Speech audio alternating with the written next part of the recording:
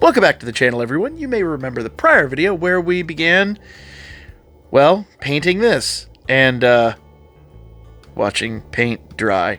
And originally, I was going to use this, and you know, it is a bit worse for wear, but now I'm 100% going to use this. And I was really thinking that maybe because the priming had gone so poorly, it wasn't going to be usable. But now I've come to look at this and realize that, you know, there is a lot of potential here. Now, this might be a bit of a stopgap here. We'll have to see, because obviously that is not in the best condition. But I think we can weather it, and it'll be acceptable. But a lot of these hoses and provisions here for this chassis are things that can actually be replaced with metal parts and stuff that would be a little more prototypical. And while I'm not, you know, going to be crazy prototypical about this, I'm actually going to continue on with modifications to this. But number one, I need to get this thing running. So, if you remember also from the prior video, we determined that this kind of metal cage thing here was causing a bit of a short circuit. And I think it comes down to this. This is a little metal strip that clamps on top that provides basically provides positive connection between this lead here, and the light here. But honestly, for a B unit, we really don't need any illumination. So first thing I'm going to do is remove this light. So let's just pretty much just pulls off there. So we actually don't need this. So this can actually become a parts bin piece, and you know, that's just a number one easy fix. It'll also help some of the draw issues. This ran a little bit slower than some of my other locomotives. Had a little bit of a more difficult draw, and as you see, the motor's not mounted terribly well either, but we'll get to that here in a moment. So I think that's going to be our number one first help. So I'm going to set this aside as kind of a parts bin piece. Not that I think we're going to use incandescent bulbs going forward, but the mounts and how all this connects up actually could be useful from time to time. Plus, this would be a really nice negative terminal that I can use later on. We could chop this off, but I don't see the need to at the moment. So I'm going to keep that there. And I'm just going to, like I said, set this aside. So problem number two is you'll notice that this motor is very, very, very flimsy. In fact, if I do pull this motor out a bit, let's just kind of dislodge it here. There we go. You'll notice that the mounts have yellowed a lot and have cracked. Now, let's see, there it goes. So I've ordered some replacements for these, but they have not come in time, and I really want to run this really shortly. So just for the record, I have greased the wheels, or the gears, I should say. I've greased the gears, and I've done a lot of lubrication work. In fact, you can already see I've cleaned up some of the commutators. They're not perfect by a long shot, but we've done some major cleaning to this model to get it running. But the biggest issue right now are these. These are becoming a major, major, major problem. But thankfully, while I'm still waiting on the new mounts to come in, our friends over at Hobbytown USA in Kennesaw, Georgia, one of the guys there actually hooked me up with a set of these mounts from the Genesis. These are the new style. They screw in. He provided me these pro bono, so big shout out to them over there. So I've got to get rid of these mounts, get the new mounts put in, and they will actually screw the motor down and provide just a better base. So let's get started with that. So these are just the way the mounts mount into the chassis on the bottom of these blue boxes, and I'm just gonna push them through. Yeah, so my understanding is they should just push through, with a little bit of pressure like that. But a couple of these have had, you can see there's definitely some residue in here. Somebody glued this into place. That's just causing me all kinds of grief here. I'm going to try to illuminate this as best I can, but you can see there's just some residue and stuff in here. I think whoever sold this knew these were broken and was trying to glue them back together or something. But it is just nightmarishly bad. Oh my goodness. It is by no means perfect, but I think it'll at least work for our purposes today. Most likely, I'm going to wind up coming through and upgrading these motors anyway with some Genesis motors. I think that's just going to be the best bet when we do go DCC. So, and I'm going to paint this chassis and all that eventually. So I think for today, getting this running, I think that will at least hopefully suffice. I'm going to see if I can get a little bit of... So I got a little alcohol in there and got it cleaned up a little bit. It's by no means perfect, like I said, but it'll at least get the job done. All right. Now, we've got a chassis. It doesn't really matter if it's on the track properly or not, because we're going to pick it up again here in a moment. But so there's one other thing I want to do while the motor is out. So this is another Atherin. It's actually a GP, I think this is GP38 too. I think it is. This is one I picked up, and it's by no means in great condition. But I noticed that the person who had this has soldered in some wires. Now, these wires work for them, but they did not work for me because it just limits the amount of turning radius, and it's much tighter. So I'm going to actually rewire this one as well, but I need to use some much thinner gauge wire, and especially when we start going DCC, we'll need to use something pretty thin. So we're going to rewire this the same way, but with some 34, I believe it's 34 gauge. I believe that's what that gauge is. We're going to rewire it with some 34 gauge. But the number one thing I want to do is I need to kind of cut down these leads right here. I need to just be able to tack or more or less solder my lead onto here. It's going to cause more obstruction than needed. So I'm actually just going to take my pliers. Probably be easier to do it this way.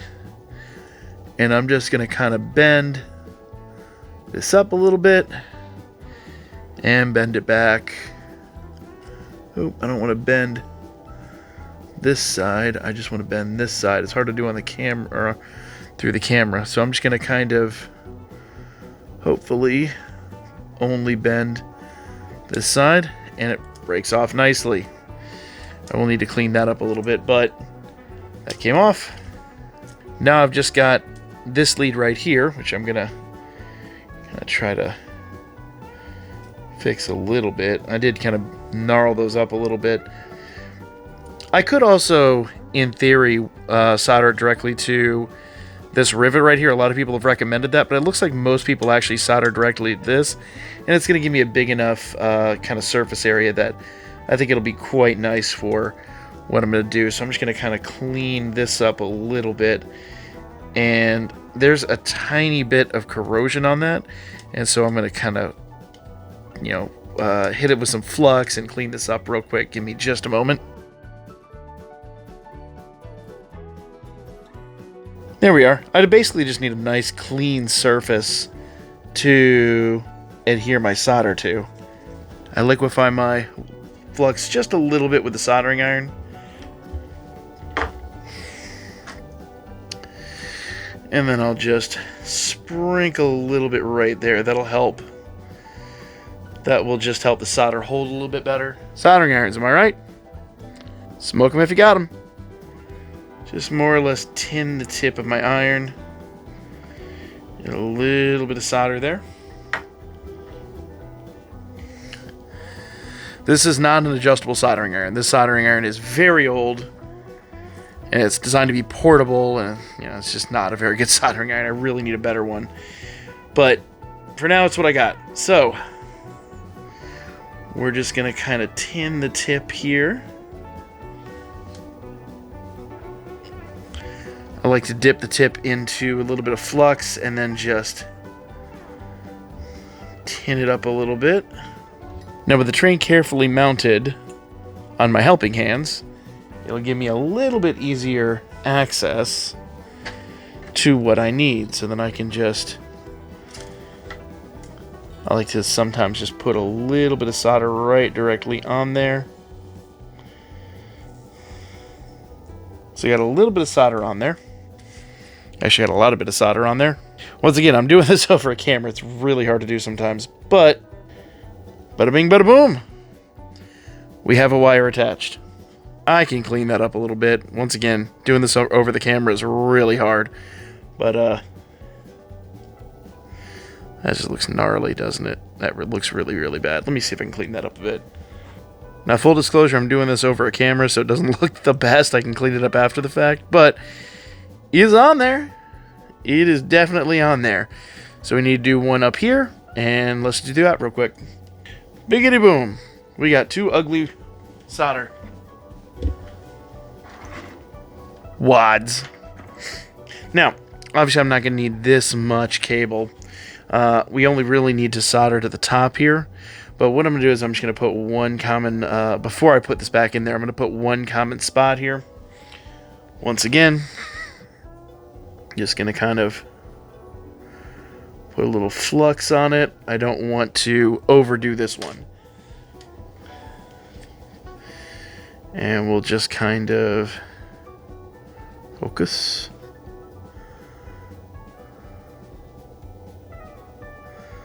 Just want a little bit of something there that I can then solder to. There we are. There we go. That'll be really nice, really good. I can actually even maybe spread that out a bit more. There we are. Again, don't need to go crazy. There we are. That's more like what I had in mind. Now that I've got that,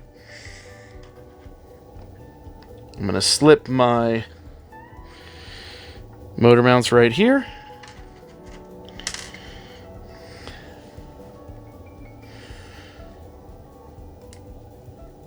And the big difference between these motor mounts that you'll notice is these actually screw into the base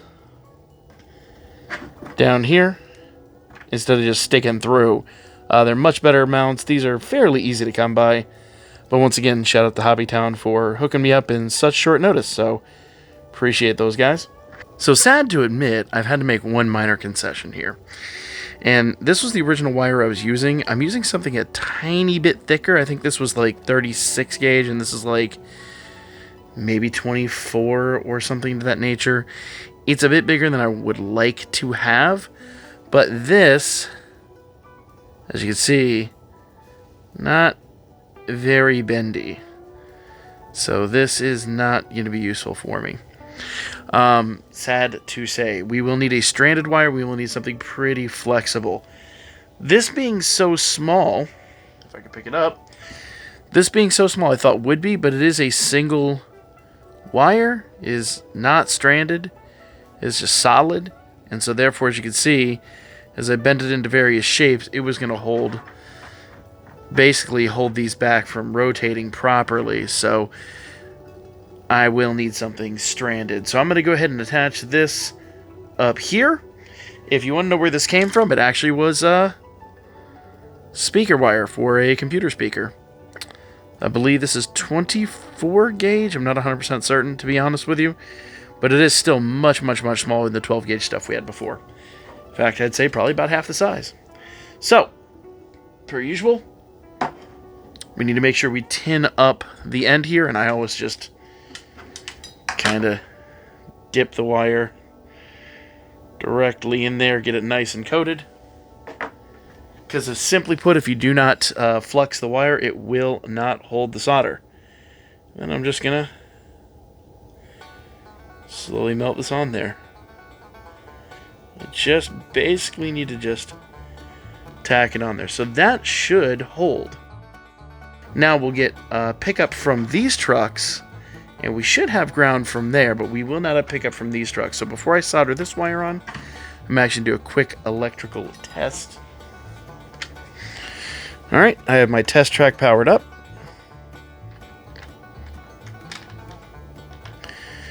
I'm going to carefully line this up here. Okay. Get on them. There we go.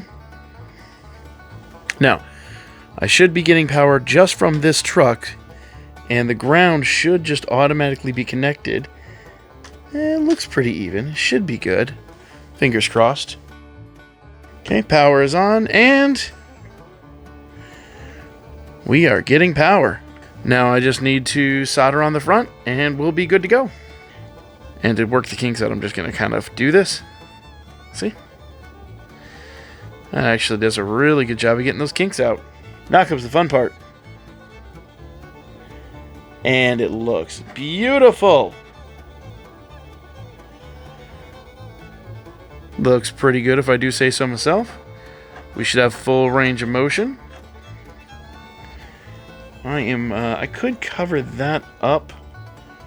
Don't think it's going to be necessary, but I am going to kind of just dab a little bit of solder on there to just hold it down a little bit more. Just so it's not tempted to fly up there and come off a bit. It's not the most professional solder job, but it's going to get the job done. And that's the important part. Now time for our moment of truth. Is it working? I call that a success.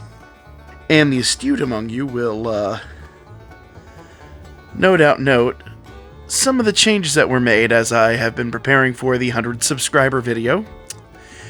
And honestly, well, we may have completely blown that out of the water. 100 subscribers came and went quickly, much more quickly than expected. So, as soon as possible, I will get that video under production. But for now, and actually as was intended to be part of this, let's go ahead and test this train car out. We'll first test it in this current configuration. I'll add the frame, and then I'll add the chassis, and we'll see how she goes. And I would qualify that as success. Let's make it some less than flattering noises. That might just be a little bit of adjustment that's still required. But that is, by all means, a resounding success.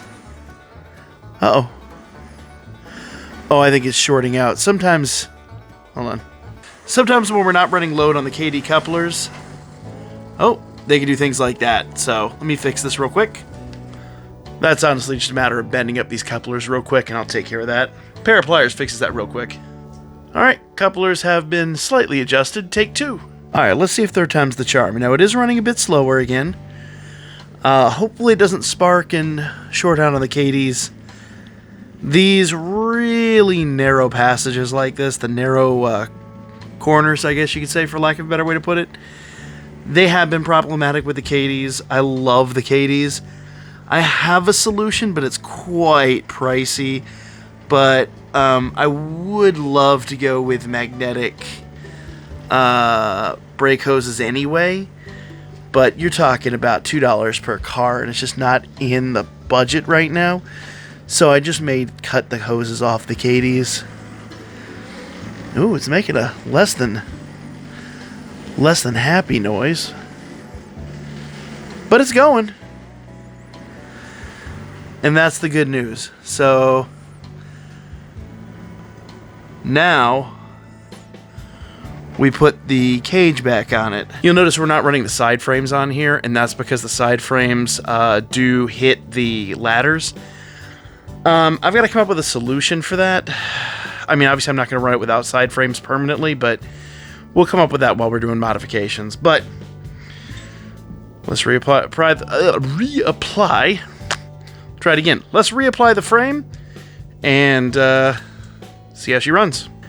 And so far, I don't see much of a difference. I mean, these cars do tend to run pretty slow. I think it runs a little faster in reverse, but you know, it is what it is. So, yeah, the cage does not seem to have affected it now. And it simply would not run with it before. Like, it would run for a few seconds, but then stop. And I don't know where the short was, but rewiring these is kind of the way to go anyway, and we'd have to rewire them for DCC, so it is what it is. It's picking up some speed now. Still makes a heck of a racket around that corner. I don't know why. But, I mean, it is a very narrow curve, so... I don't know. But, I'm going to go ahead and slap the shell on there. And see how she do. And here we go. Let's see how this operates. Power's on.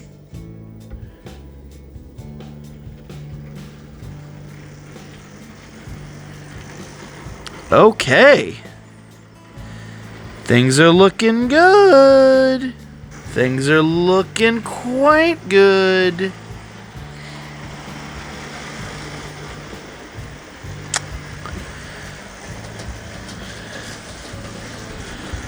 Now, in fairness, I believe there's a long shank on the back of that A unit. I'll need to take a look at it and figure it out. But I call that a success. I call that, if not a resounding success, at least we have an optional A and an optional B. And if you've seen what I have over there, you pretty much already know what's going to be coming next. But, yeah, let's not spoil the fun too much. That pretty much is going to be it, though. We've got the B unit running. We basically, for all intents and purposes, restored a semi-working, unworking, whatever you want to call it, F7A and turned it into an F7B.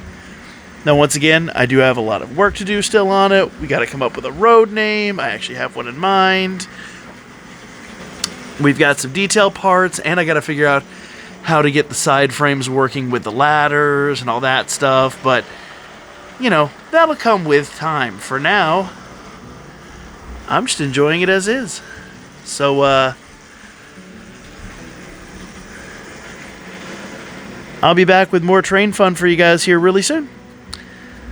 Make sure you subscribe to stay up to date, and I'll see you guys really, really soon. Till then, have fun playing trains.